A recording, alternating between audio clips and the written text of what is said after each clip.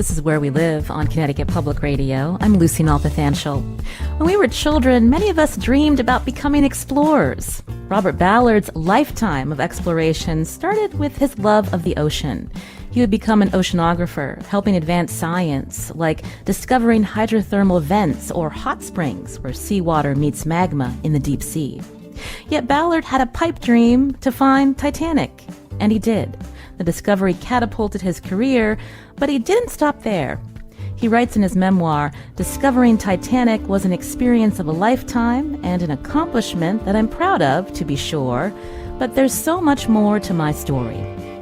Today, Where We Live, Ballard, a Connecticut resident, joins us to talk about his life and what he learned about himself. And what's his next adventure? He writes about all of this in his new book, Into the Deep.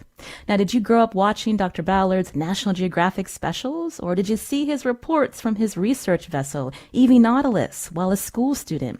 You can join us too, 888-720-9677. That's 888-720-WNPR, or find us on Facebook and Twitter at Where We Live. Robert Ballard joins us on Zoom from New London. Bob, welcome to the show. Well, good morning. Thanks for having me. Yes, it's nice to have the book out on the street. It was very interesting. I couldn't put it down, and it's such a pleasure to speak with you. So many of our listeners know your name and know about your adventures. But I wanted to start at the beginning, Bob. If you could tell us how you were drawn to studying oceanography. Well, you know, as I say in the book, I was born in Wichita, Kansas, where all oceanographers come from. But I was born 6 months after Pearl Harbor, and my father packed up the family, and off we went, and we arrived in California. And I remember as a little kid, you know, having been in the cornfields of Kansas, to go down and gaze out at this big blue marble. I mean, it was just, can you imagine having never seen the ocean before, and then staring out an endless horizon of an ocean that covers a third of the earth. And it just mesmerized me. I lived close to it. Back then, they would say, you know, I had a bicycle. They'd say, just be home before it's dark. And off I'd go to the tidal pools. And I began exploring as soon as I could walk. And the ocean was always the magnet. We love speaking to scientists on the show. We know that we have budding scientists who may be listening. Lena tweeted that her 8-year-old will definitely be tuning in. He's absolutely obsessed with the Titanic. But before we get to the Titanic, can you talk about how you broke into the field?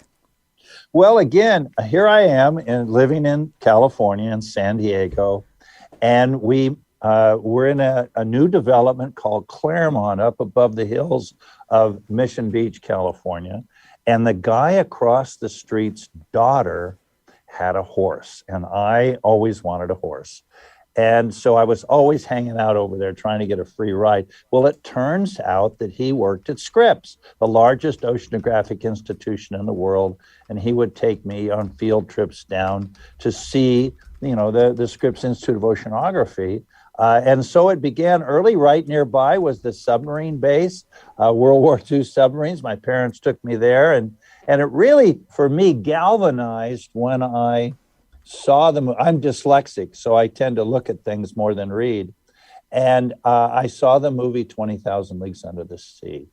And it just captivated my imagination. And I sat down, you know how parents will always say, well, what do you want to be when you grow up?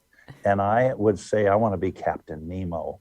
And they didn't laugh. Now, I'm sure they went into the other room, said, Houston, we have a problem. But they worked with me on it. They took this passion. You should never stomp on a child's passion, even if it's a little silly. And they worked with me. They said, well, tell me more about Captain Nemo. I said, had a submarine called the Nautilus. So they took me down right nearby, saw my first submarine.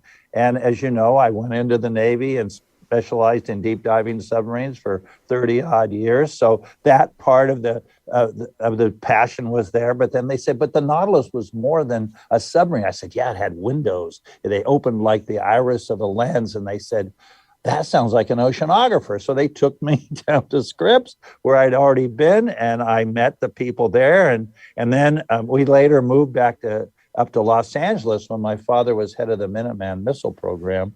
But I continued my correspondence with Scripps in high school, and I won a scholarship the summer of 1959. I was 17 years old, and I went on my first adventure at sea. We got rescued by the Coast Guard. I thought it was cool, but I was too young to worry about drowning. And we got rescued by the Coast Guard, and it just continued more and more and more. And I haven't stopped since. Was that the same trip where you had caught on to some sailor's language at the dinner table, Bob? Yeah, that was, yes. We, after being rescued by the Coast Guard, the ship had been completely decimated by the storm, and we were way up off Northern California, off Humboldt County, and they brought us in, and they said, well, we got to fix the ship, so why don't you head home? And then they sent me on another adventure in the deserts of Mexico. But I went home, and my mom, this was my first big time away from home, and she had a big party. My grandmother, the local neighbors wanted to hear about this great adventure of being rescued because of the newspaper and all that. And I said, pass the something, mother. And there was a little still. My mom said, well, he's certainly turning into a sailor, isn't he? And so I normally I would get my mouth washed out with soap, but that night I got to eat my dinner. You're hearing Robert Ballard here on Where We Live. His memoir, Into the Deep, is out. It's all about his life. Of course, he details how he found Titanic, but there is so much more to Robert Ballard's career. And it's not over just yet. We're going to hear about his next adventure coming up, but you can join us too, 888-720-9677. If you have a question for Robert Ballard. Again, he's a Connecticut resident, his Ocean Exploration Trust, headquartered in New London. You can also find us on Facebook and Twitter at Where We Live. It's been quite a year and a half. I'm wondering how you have weathered the pandemic, Bob. Well, we've been very fortunate. Number one, it gave me a lot of time to write the book. I haven't been at sea now over a year. But I'm sitting right now, if we were going on a Zoom session, I'm sitting in a command center in my office in New London. And we call it the Looking Glass because another favorite fantasy was Alice in Wonderland when she stepped through the looking glass into Oz. And I can literally do everything that you need to do right where I'm sitting this very second. We've moved away from moving your body to the bottom of the ocean. The book talks about my 20 years in deep diving submarines, but then how we've transitioned away from moving your body to moving your spirit. And it's very much like the movie Avatar, where they put the guy Jake into the Na'vi and moved his spirit into another thing. And that's where we're headed. We're headed now to autonomous vehicle systems. But all through the book, you'll see the technology constantly changing. And because we have now what we call telepresence, and we've had it online for quite some time, it doesn't matter where your body is. So the scientists don't have to be on the ship. In fact, we're moving to teleoperations where we'll eventually have ships with no human beings on them at all. They're already existing. I work a lot, 30 years in the Navy, in the development of autonomous systems. And we have a ship that's a submarine hunting ship called Sea Hunter that has no human beings on it. So as a result, we're at sea. We're at sea right now. We're coming in to pick up some stuff, but we really weathered the storm quite nicely. Mm. You mentioned relying on autonomous vehicles and cameras, but you've also talked about in your book what it's like to be in one of those manned submersibles. For many of us who'll never be that deep in the ocean, can you describe it for us? Well, we call them human-occupied vehicles now, HOVs. And the ships are uncrewed ships. So yes, it's really interesting because I'm not claustrophobic, but even if I were slightly claustrophobic, which you certainly can be at 20,000 feet when something goes wrong, you have a window. And so, I'm inside. Alvin's sphere is 6 feet in diameter, and I'm 6'2", so I couldn't even stand up. they stuffed 3 people in there. It was like going inside a Swiss watch. And when we got out of the submarine, they had to untie our legs. But I spent a lot of time. It's sort of a Zen kind of thing, sort of I sit in cross-legged looking out of a window, and you just go inside yourself and look out the window. But now I've moved the window, and I have a much better window because I have 12 camera systems in my vehicles underwater. So, but it's really, you don't feel when you're falling. When you're free falling in the submarine, it's not even like an elevator. You don't feel any sense of motion. And you look out the window, and since the marine snow, the creatures that die in the sunlit zone, the euphotic zone, and their bodies falling down, you're going a little faster than them. So it's like a reverse snow. The snow looks like it's snowing from bottom up as you go down. But that's the only sense of motion. And if you don't look out the window, it's just time in the elevator. You lose all light that you can use for your eyes at around 1,000 feet, depending upon clarity of the water. So when you're making a 20,000-foot dive, 19,000 feet of it is total dark, and you're just in the elevator. We play music. I love John Denver's Rocky Mountain High because he was a friend of mine, and also I was diving on mountain ranges by going down to them. So I needed to get into it, and I would play Rocky Mountain High in my submarine, and the acoustics were beautiful. Mm-hmm. Reading your book, you've had quite a life for the people that you've met, the adventures that you've gone on. But a lot of people think of you as just the man who found Titanic. Is that one of the reasons why you wanted to write the book? Well, as the opening part of the book is my mom. Yeah. It begins when, I found the Titanic and came back and was totally surprised by the world's reaction, and went on every talk show you can imagine, the Today Show, the Tomorrow Show, the Tonight Show, the show we haven't thought of yet show, and went on this National Geographic media blitz, really sent me almost into shock. And I come home and the phone rings, and it's my mom. Now, I'm the first of 13 generations of Ballards in America to graduate from college. And so I went on to get my PhD, as did my brother, and was the first in our family to go that far in the academic process. And so my mom said, we saw you on all the talk shows, and all the neighbors are calling, but it's too bad you found that rusty old boat. And Mom, are you okay? I'm perfectly fine, son. She was a wonderful lady from Kansas, common sense, and said, you've done a lot of seminal research. You're a tenured academic professor at prestigious program at Woods Hole, linked to MIT, and you've done wonderful science, and now they're only going to remember you for that rusty old boat. And moms are always right. I know my obituary will be the man who found the Titanic died today. Mm-hmm. Earlier, you mentioned that you're dyslexic. Can you talk about how you got that diagnosis just recently? And when you look back, how the fact that you were dyslexic helped you make these kinds of discoveries? That was interesting. I had trouble reading, and that's the code. But 1940, I was born in 1942. The word, I don't even know if dyslexia existed as a word. And when I struggled reading, my mom said, "Oh, you missed phonics when we moved." My father in aerospace industry, we moved a fair amount. And she said, "Well, you just missed phonics." So we'll get you a tutor. So I would get up every morning at 6 o'clock and go to a tutor on my way to elementary school. And I began to learn how to memorize words. I didn't have spell check. Oh my gosh, do I love spell check. What's really awful is when spell check says I have no idea what you're trying to spell. So I learned a lot of antonyms and synonyms, but I didn't realize that I had dyslexia. I just knew it took me longer, so I just took more time. I spent a lot of time studying because I read slow, and then I would take my notes after I got back from class, and I still have them. Cool, I have amazing archives. And I would type my notes up so I could read them again. I couldn't read my handwriting unless I did it right away.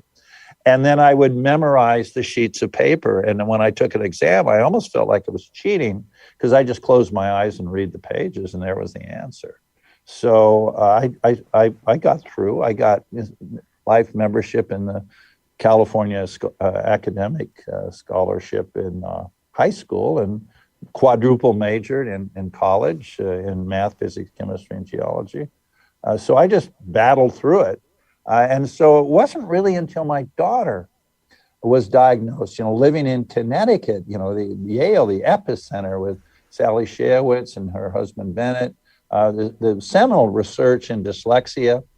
And they diagnosed my daughter, and fortunately we had teachers who were well aware of dyslexic kids and were very accommodating for my daughter.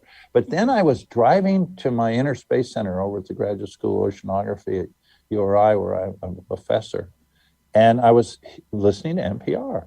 And there was a interview by two authors named Brock and Fernetti Eide, E-I-D-E, who had just published a book called The Dyslexic Advantage. And I'd never heard dyslexia and advantage in the same sentence. So I came home, ordered it, went online, ordered it, and got it as fast as I could, read through the night, and tears running down my face, because it was the first time it explained me to me. And I went, oh my God, I'm not alone. There's a lot of us. There's 15 to 20% of the global population. And I felt like I wasn't alone. And I realized it gives you a pathway. Go down this field, don't go down that road. It was like a roadmap to success. And what I discovered is most dyslexics are outside the box. The vast majority of billionaires and millionaires are dyslexic and self-entrepreneurs. And I've always lived out of the box. And I have found I'm very comfortable out there. Most people aren't. So I just pursued a career fortuitously that really is cool for dyslexics. We can kick the bejeeniers out of non-dyslexic. I work in a world of total darkness, not me. I close my eyes and I see the whole thing. So it just worked for me. And I really want to spend the rest of my life helping other dyslexics, because if you look at the list of dyslexics, they're commonly men, although my daughter, lots of women as well. But if you look at the ones that are noted for success, Walt Disney, Picasso, Leonardo da Vinci, in modern terms, Ted Turner, Charles Schwab, Steven Spielberg, it's mostly white men.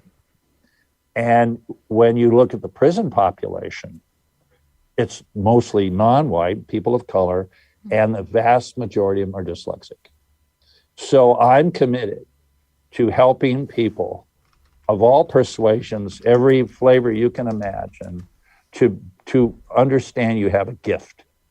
And so that's my new cause. Robert Ballard is my guest today here on Where We Live. He's a Connecticut resident, an explorer known worldwide for discovering shipwrecks like Titanic and the Nazi warship Bismarck. Today we're talking with him about his memoir, Into the Deep. We'll continue talking right after the break, and you can join us too. 888-720-9677. That's 888-720-WNPR, or find us on Facebook and Twitter at Where We Live.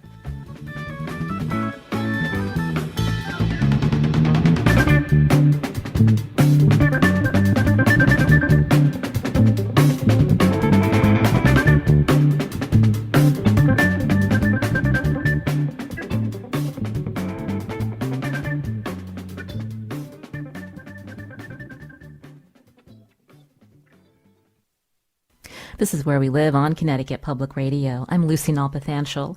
Dr. Robert Ballard has been part of 157 expeditions, discovering ancient ships and artifacts that he's shared with the world through dozens of magazine articles, films, and TV specials. A high point in his life was discovering Titanic off Newfoundland in 1985.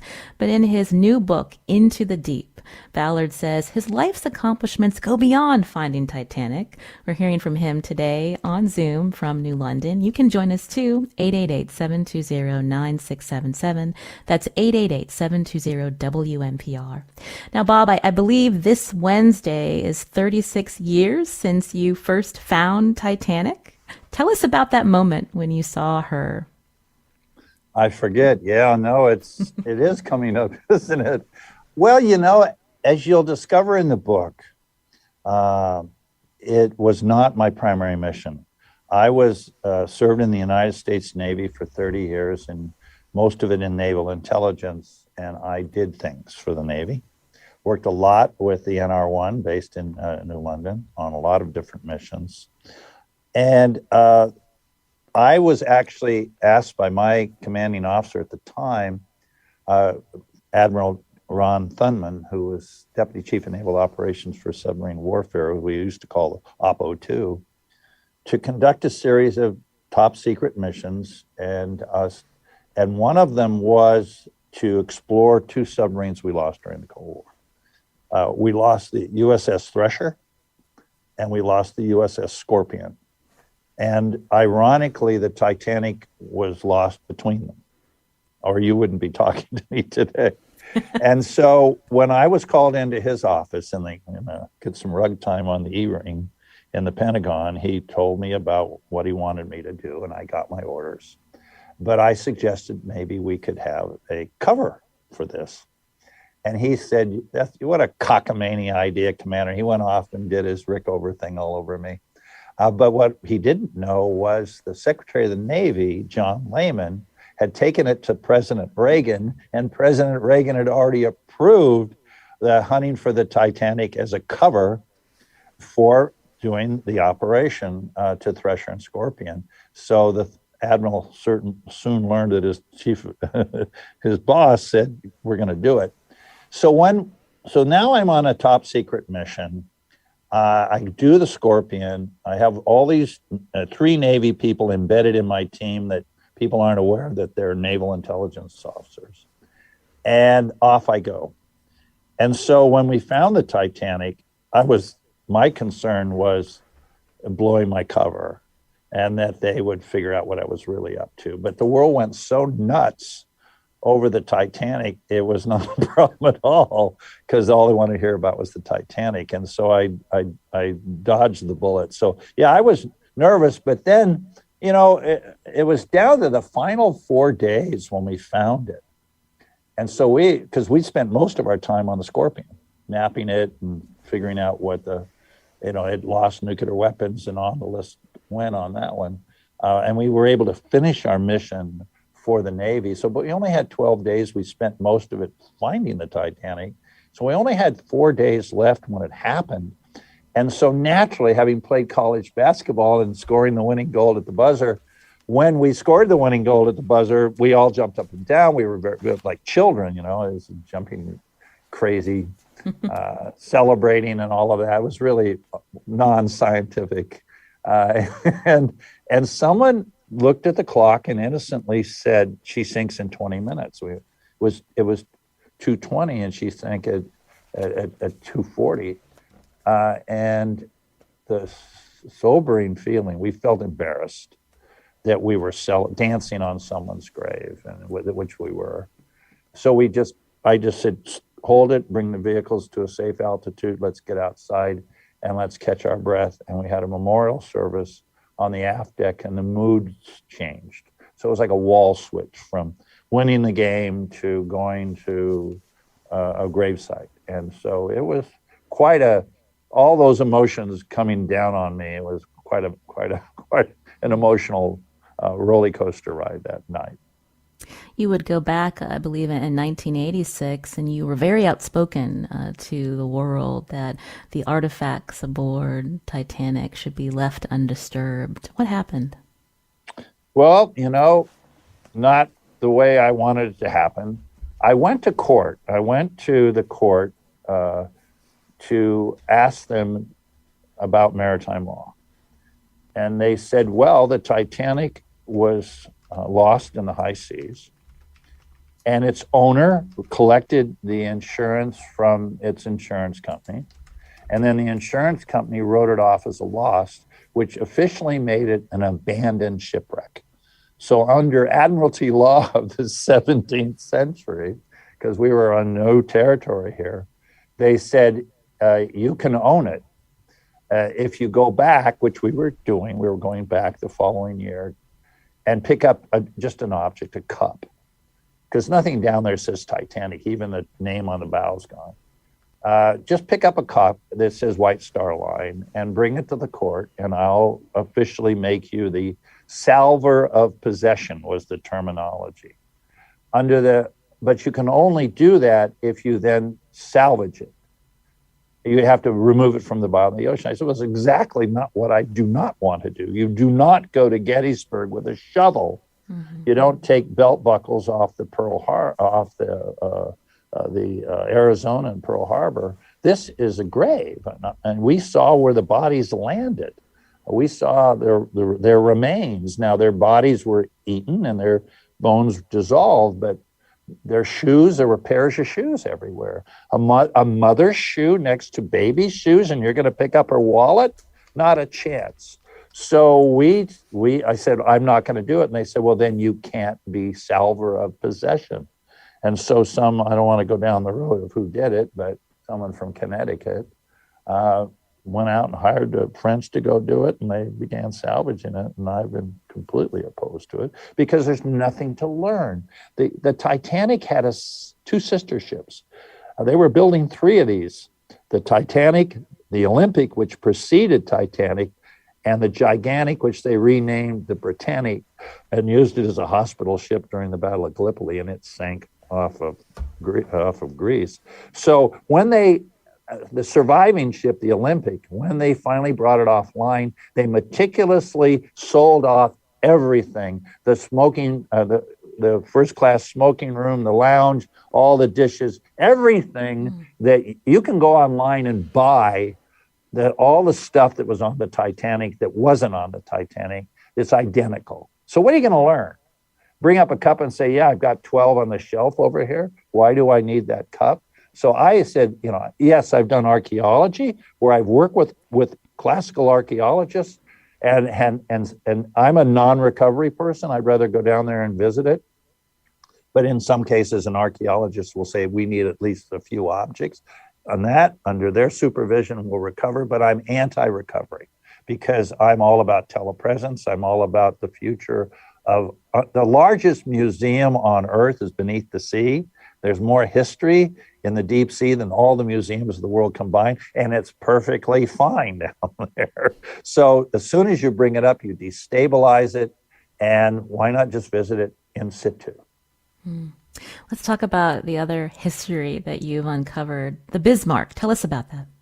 That was actually tougher than the Titanic because I remember they published my book on the Titanic, and I was at the Frankfurt Book Fair, which is an annual event of book publishers. And there was another guy sitting next to me, Baron von Mühlenheim-Reichberg, who was the senior surviving officer from the Bismarck. And I'm half German, half English, so I'm sort of schizophrenic. But being a naval officer, I was well aware of the Bismarck. And so I got into a conversation with him about his book he was publishing on the Bismarck. And I said, so where is it? And he said, I have no idea. Talk to the British. They sank us. So I began doing research on where it was, and it was a running sea battle. And when you're in a running sea battle, you're not writing down latitude and longitude. You're writing down range and bearing. So the search area was vast, bigger than the Titanic. And it was in a deeper water, 16,000 feet. Titanic was 12. And it was in a complex terrain. So it was a tougher job, but and we failed the first time, got it the second time. We always fail the first time, like Amelia. We're going back. Do not lose track. We're going after Amelia on round 2. None of these mountains we climb should be easy to climb. Tell us when you saw Bismarck. I believe your son Todd was with you as you write in the book. When you saw the swastika on the ship, what was that like? Well, it was shocking because it wasn't supposed to be there. We'd done all our research, and when the Bismarck it was its maiden voyage as well. Like, if you can survive your maiden voyage, you're good after that. But anyway, the Bismarck, when it was in German waters, had painted swastikas fore and aft on the aft deck and stern. And so that they wouldn't get attacked by their own people, because no one knew much about the Bismarck, even the Germans. And so they painted it over. But when they left, they said, well, we'll paint over the swastikas. So the swastikas had been painted over, so we didn't but when it sank so few days later that the paint came off. And I'll never forget coming over the bow and we see the swastika. And I had a graduate student with me sitting right at my side next to Todd was Hagen Schimpf, who was a German graduate student. And I'll never forget what he said. He said, why did they paint a cross on the Bismarck? And I turned to Hagen and I said, Hagen, that's a swastika. And that was pretty shocking, both that he thought it was a cross and that it was there. Yes. What was it like to share that discovery with your son, Todd, who was there? Well, it was a part of coming to manhood. He was about to turn 21, but he didn't make it. And for our listeners who read your book, you detail that he died in a car crash after that trip with you. And you make a point to say, when you lose a child, you never recover. And as a parent, I'm so sad to hear about his untimely death. But you also talk about the importance of visiting other couples when you learn they have lost a child, because someone did that for you. Yep. Some two angels showed up. I don't know who they were. And this is not easy to talk about. But yeah, I'm the first there. I also had to do casualty calls during the Vietnam War and go to the mother. Yes, it's tough. But something that helped you, as you write in your book, you were listening to Bill Moyer's interviews with Joseph Campbell about the power of myth and how we are all on these journeys and this constant act of becoming. And it's really powerful to hear these words, read these words coming from you as someone that we've all seen and heard from, these amazing adventures. But you are open and talking about your vulnerabilities. And so I thank you for sharing that with us, Bob. Well, we all are on this journey. We arrive. We don't know where we came from. We don't know where we're going, but we know we're here. And I love Joseph Campbell's book and his interview with Bill Moyer. It really helped me a lot, because I was pretty questioning, as you can imagine, about the whole ball game. And life is the act of becoming. You never arrive. It's from beginning to end. You'll be becoming the moment you take your last breath. My guest today is Robert Ballard, a deep sea explorer, author of Into the Deep, a memoir from the man who found Titanic. We heard him mention Amelia Earhart just a little bit ago. We're going to hear more from him after the break about his next adventure. You can join us too. Find us on Facebook and Twitter at Where We Live.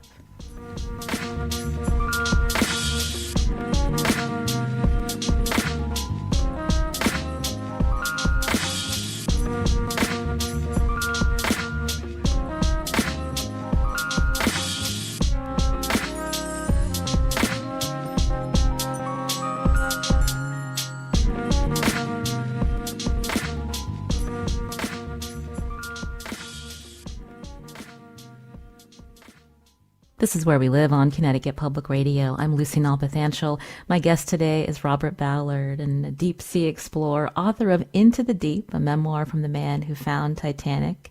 I've been teasing all hour. We're going to hear more about your upcoming expedition again to find Amelia Earhart. Before we get to that, though, Bob, I wanted to just touch on something that you raised throughout your book. As you were starting your career after you found Titanic, you were part of Woods Hole, and we all know that institute here in New England. But you also dealt with critics, people, academics who felt that what you were doing, there was something wrong with how you were popularizing science. Can you talk about that with us? Yes, I went down the Carl Sagan route. As you know, Carl Sagan, a brilliant scientist, was denied entry into the academy, probably for his popularity. Yes, he was an amazing spokesperson for science. I'm trying to do the same. It's changed since I found the Titanic, but I got hammered by my academic colleagues. I had to publish 4 times as many articles in referee journals. I had to have a high citation index. And I had to do everything to counter that. Well, you're just playing around. And I published in Science and Nature on the cover, won the top paper in science. I had to go on the battle to defend myself as an academician by outperforming academicians. But I can remember a snotty comment. Well, I now know what you do. I read National Geographic the other day, and I went, I now know what you read. You missed the same article in Nature and Science. So it's now turning. I think the scientific academic community realize it's important to tell the taxpayers how they're spending their money, because basic science is a ward of the state, a ward of wealthy nations, and you need to tell the public how you're spending their money, and you don't talk down to them. I said, if you can't tell a middle school class what you're doing, you probably don't know what you're doing. Right. When we look at the moment we're in now, Bob, where there's a portion of our country where they don't want to trust the science. I think of you as a pioneer in the sense of you realize that to describe what you're doing, what you and your crew are doing to people who may not be oceanographers or geologists, that's important. That helps build that trust so they understand about what the work that's happening. Well, they're paying for it. Right. I mean, it's out of their pocket that academic research is done, and they need to know how it's being spent. I must say, the good and the bad about the pandemic is a lot of people, the majority of people, realize the power of science. I made my wife a bet way back at the beginning. I said to my wife, we're going to have a vaccine before the year is out. And she said, no, not a chance. And I won my $50 bet, although I don't think I've collected it yet. But anyway, to realize that, look what we did in such a short period of time, and then we can't get it in people's arms. I mean, this is like, you got to be kidding. The smartest country and the dumbest country. I mean, unbelievable. I just find it shocking. I've got every vaccine in me that you can get. Because I go all over the world, and I just can't believe it that people aren't getting their vaccines. This is absolute nuts.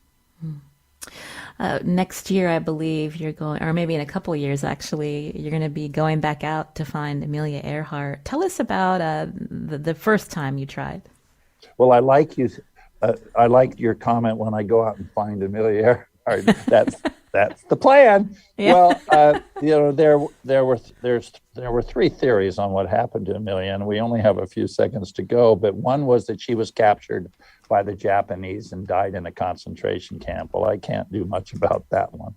The other one was that her destination was Howland Island, where she was going to refuel for her final hop to Hawaii and on home, and that she missed the island. And she ran searching and ran out of gas, and then sank near Howland Island in somewhere around 15,000 feet of water. And the third one was that she knew their navigator. We forget there was a person aboard. Noonan was aboard. And we know that Howland Island and Baker Island are on what's called a hotspot, like Hawaii. There's where the plates are moving over a storm in the earth, and they punch out islands. All the Hawaiian islands are in a straight line, and all these islands were in a straight line going over another hot spot. So they knew on their navigational map that there were a line of islands, and they actually picked the bearing and reported they were on that bearing. And the fact that they reported they were on that bearing down that chain of islands meant to us, they were hunting for they knew there was islands and their highest probability was to stay on that bearing. And right on that bearing was an island at the time called Gardner Island. It's now called Newfoundland. And there's a amazing piece of data suggesting that she landed on Howland Island and died on Howland Island. So National Geographic, who's the sponsor of it, said, let's go for that one first because it was less expensive, less difficult to go on an island and off an island than it is to hunt in the middle of nowhere in 15,000 feet of water. So we did a massive hunt. You can go to Disney Plus. It's on there right now. It was one of my best documented failures. But it was really an amazing story because it also told the story of Amelia Earhart. So go watch it on Disney Plus and then read about it in my book. So now we're done with Nicaraguara and we're off to Howland. And so we're going to go there with a pack of wolves, which is using lots of autonomous vehicles. So we'll get it. Jack's calling in from Middletown. Jack, what's your question for Robert Ballard? Hi, Dr. Ballard. I was curious. I know you know a lot about Groton, of course. I'm from Connecticut. I had a cousin in the subservice as a comms officer on a nuclear sub, and he went on to become a pretty big CEO of a major company. I'd rather not name it. And I once asked him, were you involved in any kind of undersea internet? Can you hear me? Yeah, I can hear you. I was wondering if you were involved in any kind of laying of internet cables undersea. Well, I think you're thinking of the SOSUS system, which was how we tracked Soviet nuclear submarines in the Sound Channel. Yes, and the NR1 did a lot of work on that because we needed to make sure. What he's talking about is during the Cold War, we created an underwater listening network around the world, particularly near choke points, to track Soviet submarines so we could have a fast attack in their baffles ready to sink them, particularly the ballistic missile, their Typhoon submarines. We needed to have someone sitting in their baffles with a cocked gun ready to fire, read Hunt for Red October. And so we put in a listening system in the Sound Channel where sound is ducted at about 1,000 meters. And you can then triangulate because back then the Soviet submarines propellers weren't as machined as well as ours and they cavitated and you could hear them. And so, yes, I was heavily involved in that. We just have a few minutes left, Bob, and I wanted to get your take. We've talked about the pandemic. We've talked about the importance of trusting science and how to get there. But when we think about climate change, you spent so much of your career on the ocean, in the ocean. What do you want our listeners to take in terms of your perspective on climate and our role as humans?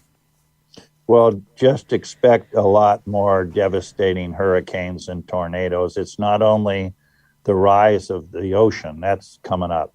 As we now thaw out the permafrost in the northern latitudes of Russia and Canada, you're opening up millions and millions of refrigerators, and all their organics are rotting. It's the methane that's coming out right now is the game changer, much worse than CO2. So it's going to melt. I think most people, the genie's out of the bottle, and we're going to see sea level come up. But it's also the energizing of the atmosphere, and that's what you're seeing with these tornadoes and hurricanes, the velocities, the intensities. Yes, this is our new life, and we know that there was a natural rise of sea level in an interglacier, but we've accelerated it through human activity. So the prognosis is not good. See, I believe in the concept of Gaia, and that is where science are looking at the Earth as an organism and codependent upon life on the planet. So there's a synergistic relationship between life and Earth, a codependency on one another. And there's one species that's off the reservation, and it's us. And they're going to win. The Earth will be here fine for billions of years. There will be life on Earth for billions of years. The question is, does the human race survive this century? And unless we clean up our act, we will not. So this is the war that's broken out, and we need to make peace with it, and we need to really change our ways, or we're going to be gone. When you open up your memoir, Into the Deep, there is a map of all of the places where you've had expeditions. Can I ask you, in just a few minutes we have left, what's the part of the world that you still hope to explore? Oh, the Indian Ocean, the Western Pacific, where we're headed with my ship. I do have a ship. I didn't get to mention it, Nautilus. The Nautilus, naturally, I named it the Nautilus. It's come into port right now to pick up some vehicles. We have to go pick up some vehicles we dropped the other day off Canada. But we'll be spending the next 5 years exploring America's exclusive economic zone. America owns more land than any other nation beneath the sea.